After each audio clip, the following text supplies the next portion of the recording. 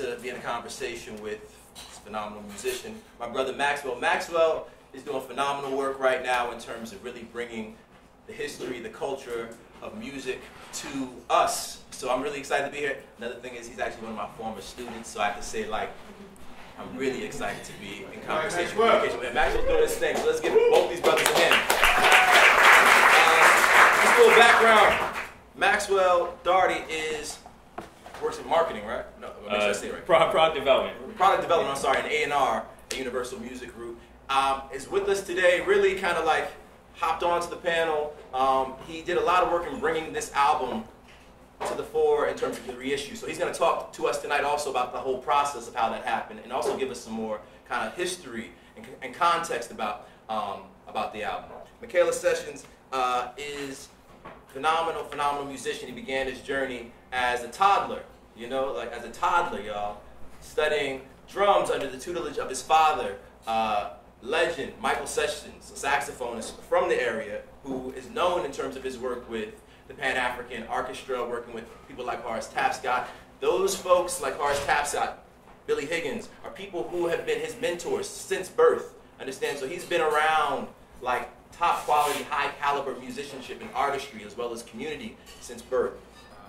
He's a member of the bands Black Nile, Yoni, as well as Phil Randolin and the Tribe Renaissance. Can we again welcome our panelists tonight?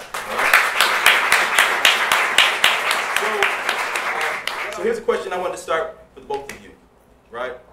Simple. What does Miles Dewey Davis III mean to you? What does he mean to you? How has he influenced you? Miles to me just embodies that just insatiable musician. Like, he was always reaching, like always trying to figure out what he sounded like never really satisfied. And it's in his playing too, like it's even really in his soloing. Like, I love it when Miles will reach for something and then like miss it, and then like break and then like go for it again and just go for something else. But Miles is one of those cats similar to like Wayne, similar to Herbie, that just has such ridiculous longevity just because of how impossibly unique he is. Absolute legend. As a non-musician, Miles Davis means a lot to me. I have two heroes in my life outside my family, Muhammad Ali and Miles Davis. Yeah. And as I'm in the beginning stages of my career, there's a lot about Miles Davis that I sort of internalize, that I take with me. One is this idea of constantly not being satisfied with the status quo and constantly changing, evolving with the times, getting ahead of the times, actually, to keep yourself relevant and fresh and ahead of the curve. And for me, even more importantly, just the idea of knowing who you are and not letting anyone derail you or move you from your path. Because the singles that made up Birth of the Cool came out in 49 and 50, album didn't come out in 57. That's because there was this new wave of, I don't know if I'm getting ahead of myself right. So the reason why it's called Birth of the Cool is that in the mid-50s, this new wave of jazz called cool jazz was starting to take place, especially here on the West Coast. As you could imagine, by the name cool jazz, very laid back. So your Dave Brubecks, your Jerry Mulligans, Chet Bakers. But, the reason why Capitol released Birth of the Cool is because they realized, oh shit, this dude was on this shit, way before anybody else.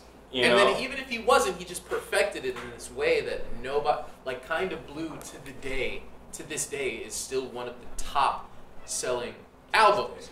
Not just jazz albums of all time.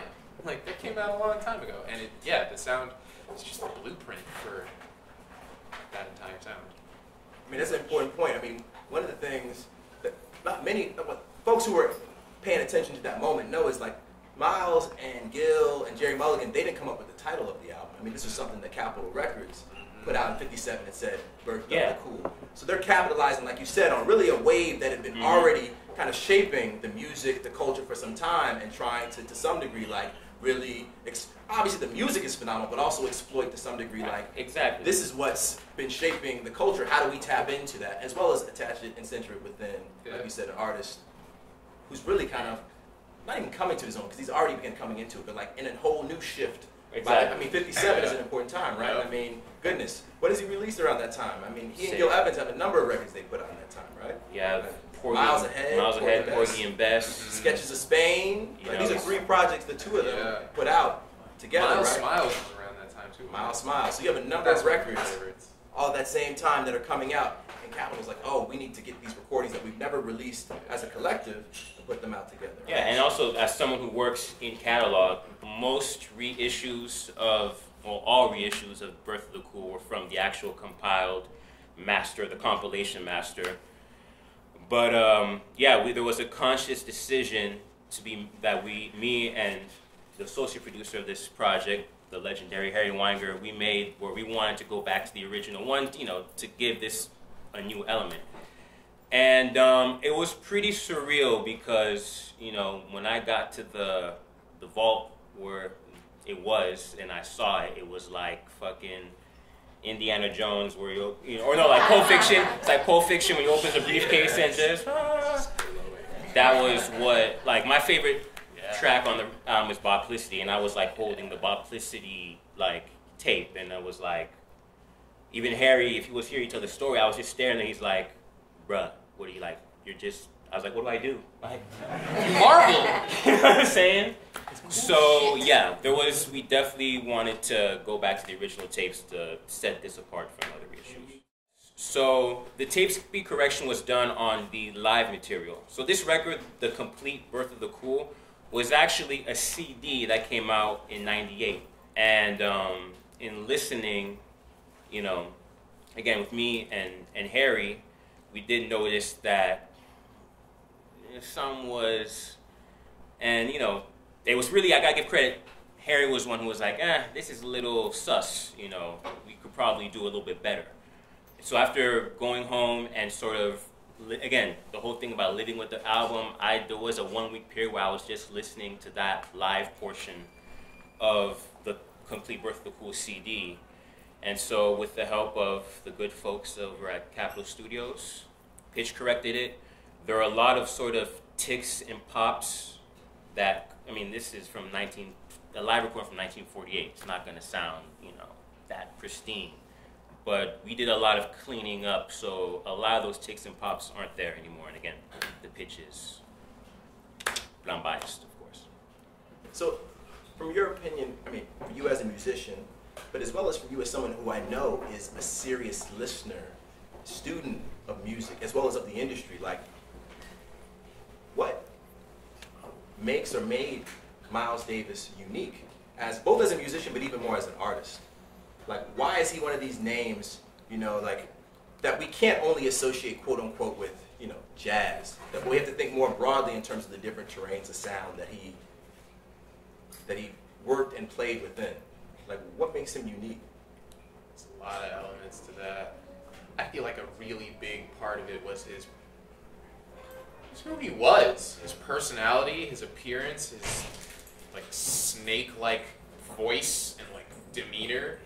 But I mean, I feel like the big thing about it was just like how unapologetic he was about everything he did. He didn't give a fuck at all. Like, he was really black. He was really moody. He was all those things, and he cranked that shit up to 15 every fucking time. Right. And he demanded respect. And yeah, and then again, just prolific. Like, by the time you're listening to one record, he's already 5 records ahead of you.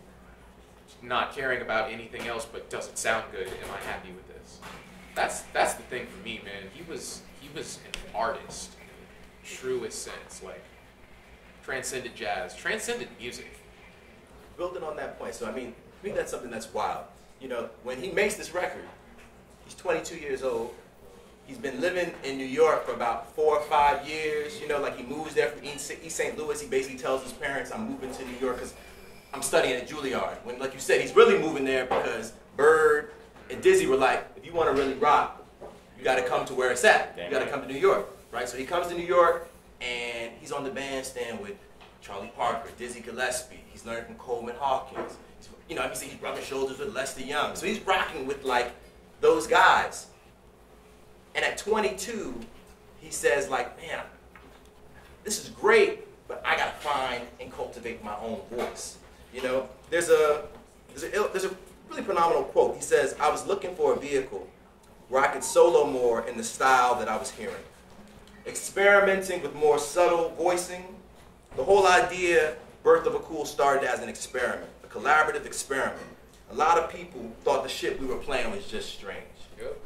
One of the things that's also, like you all said, unique about this album is it's a break in many ways from those people, or some of those people who had influenced Miles Davis' style. So it's to some degree a shift aesthetically from Bop. Yeah, right? I mean, So I wonder if you could talk about both, like how aesthetically does it shift from Bop, and also to that same point, like thinking about yourself, right? This tradition that you come out of, but also the necessity in, as an artist, exploring something new. So not allowing tradition simply to like weigh you down, the necessity of kind of having to make certain either breaks or building on the tradition, you know, because that's part of what this project in many ways is also about. So I wonder if you guys could talk a little bit about that side of it too. You want to go first? I'm interested. Sure. Definitely shed it more than I have.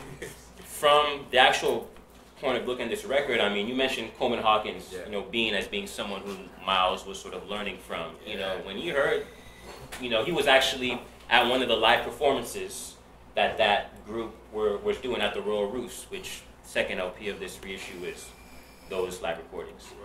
And he was like, hi. You know what I'm saying? Right. And for those who don't know what bebop is, bebop was some serious ass shit at the time. Like, It's just imagine like playing in a style where like, you know, you solo and it's okay. So swing like predates bebop, like the swing style of music. So imagine playing swing and then bebop coming along, and then bebop just takes every one note you play, and then puts like 4 of them there, and then you string that along for entire phrases, and then you string those phrases along for entire solos, and then suddenly you like, again, Bird came out playing a lot of notes, but it wasn't gibberish. It was very articulated, and that's what started this like yeah, bebop I mean, shift. Yeah, these guys were savages in their time. Yeah. Like, this is the first moment at 22 where he's switching it up, and people are following him. And it's really important because one thing I've learned from you and from another one of my mentors, Josh Kuhn, is that, you know, the history of popular music in America is also a history of race. Right. And it's very important we realize that this record is a black man, a 22-year-old black man, leading 8 white musicians. And starting a movement that would later be dominated by white musicians. Cool jazz was pretty much defined. Again, Jerry Mulligan, who went from the band, became a big propagator of that. Chet Baker, Dave Brubeck. So, you know, I remember this is going on in 1949, and even earlier in 48 with the live stuff they were doing. So that's not a small thing. No, I mean, this is, like you said, this is post-World War II. I mean, you have black GIs coming back from the U.S. with the expectation, you know, after fighting, you know, in various parts of the world that they're going to, you know, get the benefits of their citizenship, and they realize quickly that's not the case. You know, Miles, these guys talk about, you know, like, you know, getting paid fantastic wages to create music, but not being able to eat in restaurants with the same people who they played with. Rather than come through the back door, that's the classic one. Having to come through the back door to play and perform for, you know, at times predominantly white audiences. Very important point. One of the things he did get a lot of pushback was in terms of having white musicians on that record. And he's out, and he says, like, you know, I'm going for who allows me to help me find the sound that we're seeking. And I'm not worrying about all the politics that you guys he cared a lot about race, but I think he cared even more about the music. About the artist. So it didn't matter where it was coming from, as long as it was what he wanted.